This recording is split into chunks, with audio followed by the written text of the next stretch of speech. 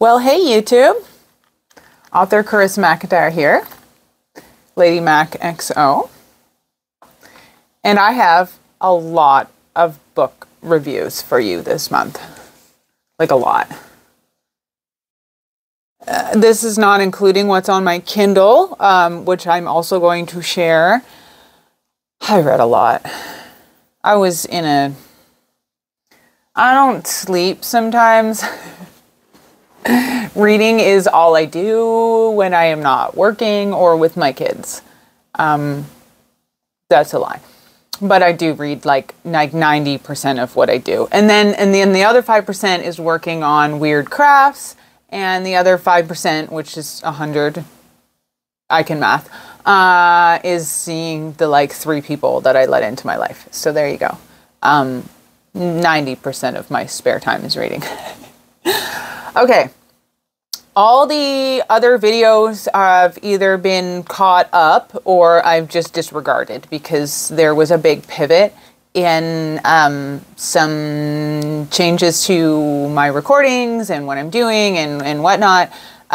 So you can rest assured that anything that I share with you in this video, it's going to be 90% books, but like I just demonstrated, my math sucks.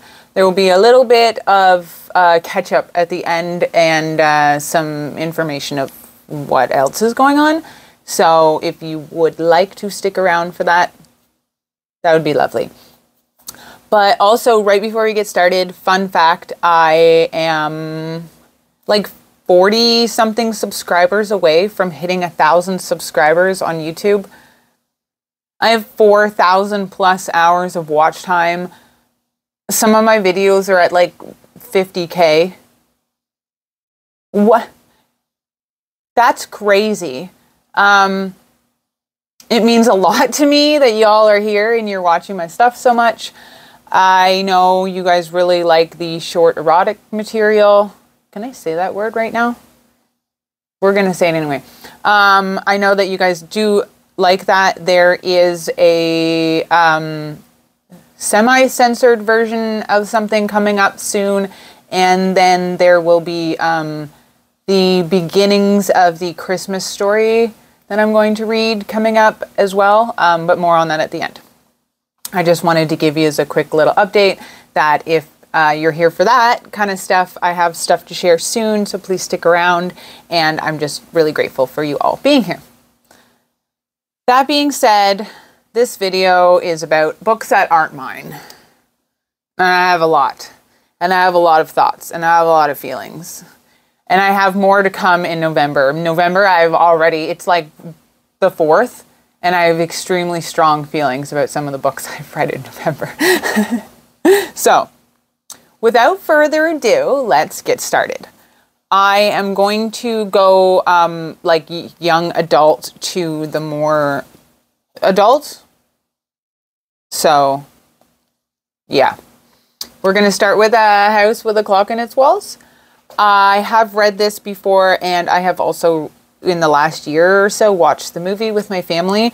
However, my youngest is getting into reading, and I'm really trying to encourage a wide variety of reading, and I want to read alongside with them because I feel like that's a really cool bonding experience. So we have recently been reading a series of books, Coraline and whatnot. So this book was another book that we read together. And for a young adult mystery, I thought it was actually pretty good. You know, for like a kid mystery, it's about a young boy who's sort of an orphan in a sense, and he goes to live with his uncle, and his uncle is like a magician, and his uncle lives in a house that he's convinced another magician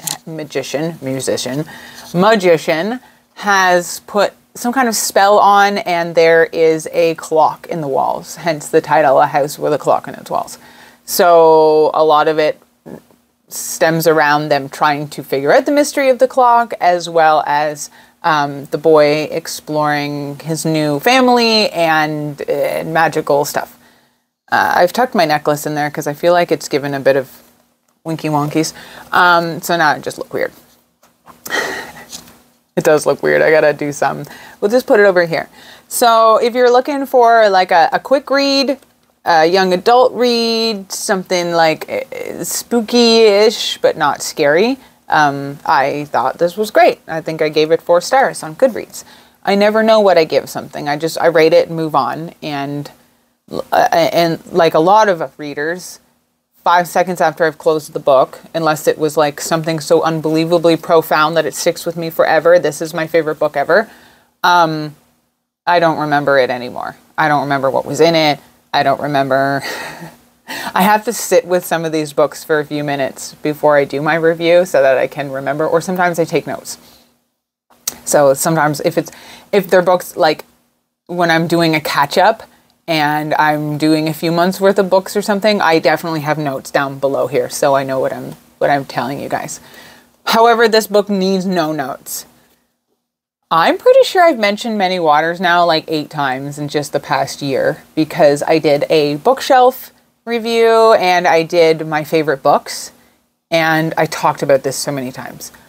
I came across the Wrinkle in Time series as a young adult, like very young. I'm pretty sure it was like grade 8 or something, and just became obsessed.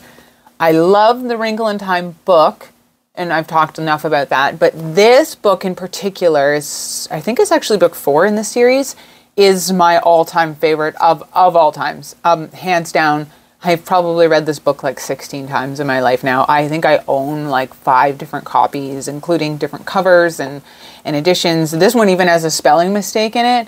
Like I'm pretty sure this one was published in like 70 something. It's got the whole family tree and all the other books that are involved in the Wrinkle in Time series. It has nothing to do with Meg or Calvin from the Wrinkle in Time. It has to do with the 2 brothers, the twins, the older ones, Sandy and Dennis.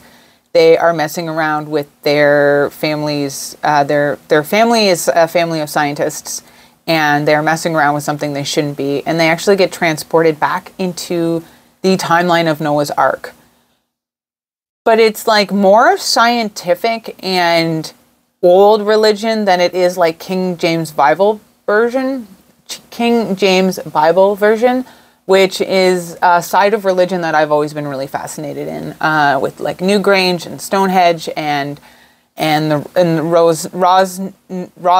Rosneath Chapel and Knights Templar and a lot of that stuff, like a lot of the historical scientific side that is kind of like shunned from like people who are actually actively religious. Does that make sense? It made sense to me.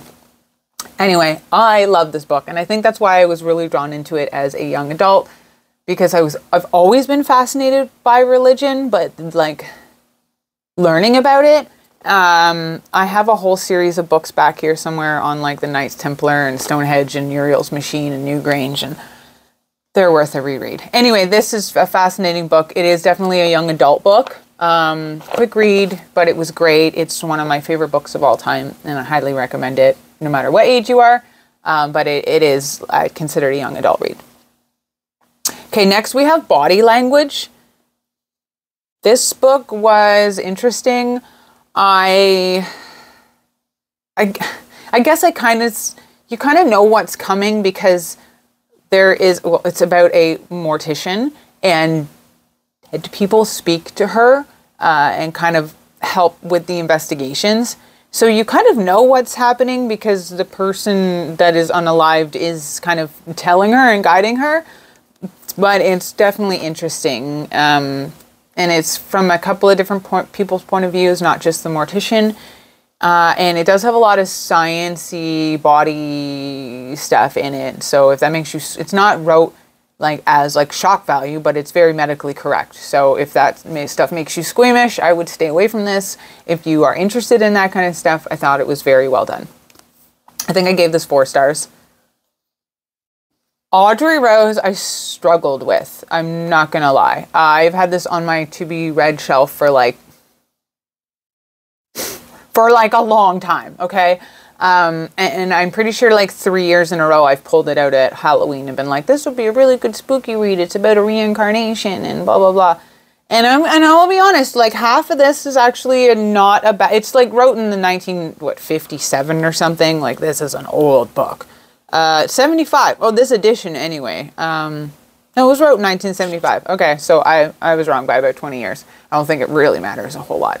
It's very, like, it's wrote in that time. And so the first half of this does involve a reincarnation of a girl in another girl's body, and awful things are happening, and the parents are scared, and it is very, like, well done as far as, like, a horror read. Not, like, terrify you, keep you up at night, but, like, a very well done, like, reincarnation. And then this half, it's a court document that's based around what's happening. And it reads like a court document. And it was putting me to sleep. So it helped me get some sleep. Skip this. Read this half, and then you can just read the summary. It's not worth your time. No offense. But it was well done. And now I can check it off my I've read. It's done. Yay me. Okay, I have 2 more, and then I have 2 spicy Kindle reads, and then I will share a little more of updates. Every Demon Has His Day was a really cute, I don't know what you would call this. It's definitely adult. It had it had a touch of spice in it. I say a touch. It didn't have any spice in it. They just kind of talk about this girl. She loses way back when she lost her virginity to this guy who was just basically a womanizer and, like, plucking everybody's V cards around town. And then years go by and they reconnect because her husband, that's not the guy that was plucking everybody's V cards, has been killed by demons. And she is like a prophet. She just doesn't really know or understand it. And the guy that was plucking everybody's V cards, I love the way I describe that, is now the sheriff of the town and has to, like, help her. And there is, like, a little bit of spicy connection and a little bit, maybe like a hint. This is not a smutty book at all. I'm just, it's there. There's cute storylines, cute ending. I liked it. I enjoyed it. Pretty sure I gave it 4 stars. It was great. I recommend it if you're looking for just a fun, it's very light. Like, I know I mentioned, like, demons and whatever, but it's very, like, comedic, and it is not dark. It's like a funny rom-com with demons. But the characters are human. The prophet, she's a prophet, but she's human, and the sheriff is human. Okay, there you go. I recommend it. Thought it was great. And not like this book. Look how big this book is. I read this whole fucking thing and hated it. And it could have lost like this many pages. That seems to definitely be the consensus in a lot of the groups that I'm into, that it was really long for what the storyline was. And the ending sucked. I didn't like it. It took a turn near, like, here and went in a direction that I knew was coming, and I didn't like it. I read it anyway, just because I just couldn't DNF this. I couldn't do not finish it after I'd put so much into this, but I didn't like it. I had high hopes. And when I put that out there hesitantly, as an author, I don't really like to be like, I don't like this book. What I didn't like about it is it went from, like, a little kid being, like, spooked by, like, a horror to a very religious good versus evil. And very, like, fairy tale-ish. It had real, like, we're going to be, like, it was a horror, like, a kid being haunted in the haunted house from the kid's point of view, and I was for it, and then it went in a very religiously good versus evil, not so much spooky as, like, good versus evil. I read a Ted Dekker book once without realizing he is a very religious good versus evil horror author. I went in with high hopes expecting it to be like a really, and it was just very religious. So I don't like to say that I don't like a book because I'm an author too, without explaining what about it didn't appeal to me. It's not the book itself. If you are someone who's very, and it's funny because I am really into religion, but not in this sense. Then there's a lot of books that just don't appeal to me because it's very like faith, God is the good guy and the devil's the bad guy. And again, I'm like, I read this is like a demon rom-com. This is like God versus the devil. So that's why it didn't appeal to me. I thought it would be old school kid horror, really creepy, haunting. Because I don't have them, I have to think. Popping Cherries. I'm just going to put it here. This book has no storyline. This is a short Kindle novella about big age gap, trigger warning, old man, girl below consenting age. She's homeless. She's a runaway. She just ends up at this guy's house in the pouring rain because she needs to use the phone. He needs a nanny. She pretends that she's the nanny, even though she's like 16. And then there's no nannying being done. You just popping her cherry. That's the book's called Poppin' Cherry. Cherry poppin'. There you go. It's just about popping cherries. That's the whole storyline. It's just smut. Wasn't badly done either. And then we have this book. Willow Winters, but writing under I keep saying M. Winters, and then people are like, I have no idea who that is. And then I'm like, I describe some of the book, and they're like, oh, that's Willow Winters? W. Winters is her, I guess, smut pen name. It's the first thing I've ever read by hers. Smut was good. It's very, trying to think. I think it's very like mafia kind of trope. Yeah, a guy owns his family is like very mafia-ish. He owns a bar. This is what I mean. I shut the book and I never remember it again. I should have made notes of it, this one. I read this earliest in October, I think. And then his like, a girl he knew as a child had ends up working at the bar and he really likes her. They have some kind of like dominant sub relationship going on. It's a very smutty book. And then it ends with like a interesting plot twist that she's connected and stuff and he doesn't trust her and it leaves him on a very like tense cliffhanger. And I don't know if I'll ever tell you about the second one because it'll be a while before I make I got 200 plus something smutty novellas on my Kindle just waiting, plus all the 1,700 books that I own that I've only read like a couple hundred of. So I don't know. I'll get to it when I get to it. Okay, that's my book wrap up for you guys. That's all the books that I read in October. So far I have 2 books to share in November and I have very, very, very strong feelings about one of them. I'm disappointed in some of you. You need a throat punch. You've been bad. We'll talk about that in the next one in December when I talk about my November reads. Not all of you, only like 3 of you that this applies to, but it applies mostly to other people off of my YouTube channel. We'll get to that.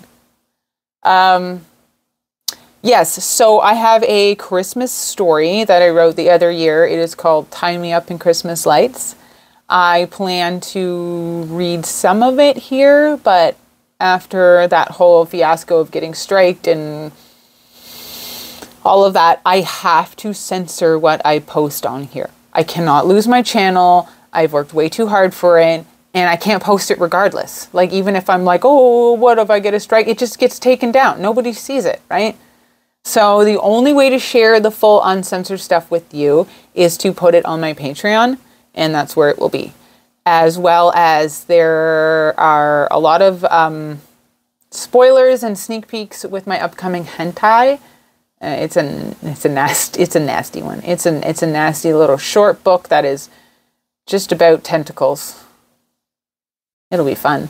There will be a lot of stuff on there that's uncensored as well. Some readings, the first like the outline, and a lot of other stuff. So that is all up and running for you. You can find it at Lady Mac XO on Patreon. And I have a video upcoming later this week that has some of the stuff that I'm working on currently for the month of November, events and yeah, that kind of stuff. So stay tuned for all of that. I appreciate you guys being here. I'm so very grateful that you are here. The fact that I am pretty sure by the end of this year going to hit 1,000 subscribers is mind-blowing to me. It does allow me to monetize my channel after that, but it will be limited because obviously even with censoring stuff, I'm immediately flagged as like not safe for kids, like 18 plus. So those ads do get limited. But you know, that you guys just being here and liking and watching these videos actually may help me in the long run financially continue to stay afloat, to keep writing and sharing my stuff, and you know, and you can contribute to that if you really feel you wanted to, by buying a book or checking out my stuff on Kindle or going to my Patreon. Okay, that's everything. Those are my reviews. If you have any really, really, really dark stuff that you recommend, please share it. Please. Please. I don't have a whole lot of what I won't read, which ties into what I'm going to be sharing in my November reads. I might have to put some of that on Patreon too. There's a couple of books I might not be able to share on here. So we'll see. Okay, that's everything, guys. Keep reading. Stay kinky. Thank you for being here. Much love. Lady Mac out.